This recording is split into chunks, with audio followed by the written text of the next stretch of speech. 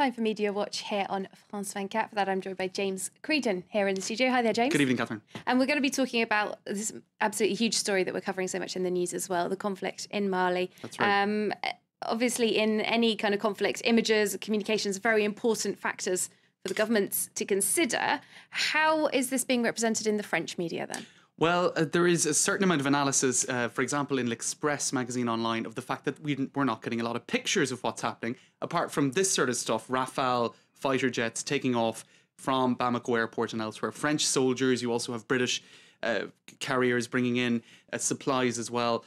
That's all we're seeing. We're not actually seeing the conflict as it's happening on the front line. And indeed, journalists are stuck, for the most part, in Bamako. In fact, almost all of them are stuck in Bamako. TF1, France Télévisions, the major networks in France, have sent multiple teams each to Bamako with the idea, I suppose, that they could disperse and head out. Not happening. They're all staying in Bamako. There is what L'Express has called a media blackout. Essentially, the French army and the French state is saying, it's too dangerous, guys. Stay put for now. We're dealing with special forces operations.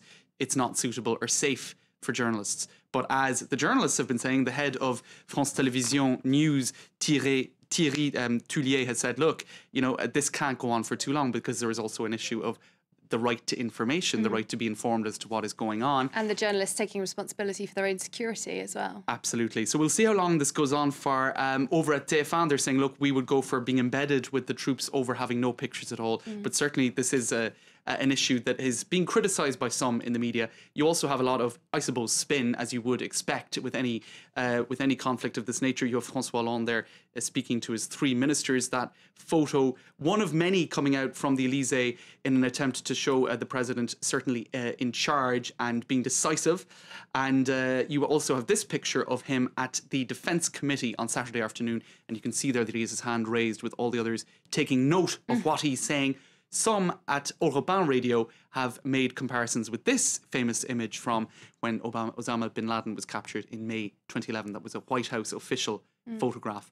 And over at Arrêt sur Image, a media sort of analysis website, Daniel Schneiderman has gone so far as to call it propaganda. He said the war started quickly, but the supersonic takeoff of propaganda was even quicker. Okay, and I have to point out that France 24 does have a reporter who's made it further than Bamako. That's right. That's a very Mathieu Mabin, who we'll be hearing from, yes, later on. What about the Malian press and media then? What are they saying? Well, François Hollande is very popular in the Malian press at the moment. They're calling him a Malian, so I suppose it doesn't get more adulatory or congratulatory. Taking him on as one of their own. That's it. It's not a big love affair between Mali and France, writes one journalist at Le Républicain newspaper, but the swift action of François Hollande has reconciled these differences henceforth. They say, from our cottages to our palaces, our saviour is called François Hollande. And indeed, they're talking in this newspaper here about Hollande mania. Wow. So he's a popular Certainly man. not something he's seeing at home here in France. Absolutely not.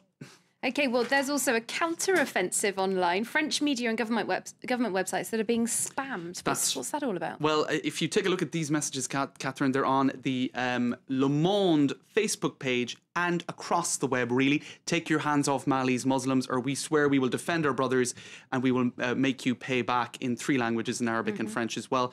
And you can also see that on the French Foreign Affairs website, on Twitter. It's on the European Parliament's website. It's on the UN's website. This is a massive spam attack, essentially, on the French media and French government websites. And do we know who's behind all of this? Not for now. And the Le Monde is guessing that it could either be robots or a group of people just consistently spamming. Copying and pasting. That's right. But they're certainly trying to get their message out as well. We do have just a little bit of time for a very important story in Somalia, that hostage crisis, a soldier who was killed trying to release an intelligence agent, pictures circulating online. Very short amount of time, unfortunately, to talk about this. Very few pictures coming out of Mali, but in Somalia, too many pictures, really. This is one of the few incidents I know of a dead soldier and his photo being circulated on Twitter. The French media are not sure what to do with this, and so they're linking to, they're not showing the photo, but as you can see here, the Huffington Post website does link to it. It's a Twitter page, and it says, François Hollande, was it worth it? With a link to the photo, and that was put up by the group responsible for, well, it is presumed they are responsible for his death. Okay, all right. Thanks very much. James Creedon with Media Watch Catherine. here on France 24.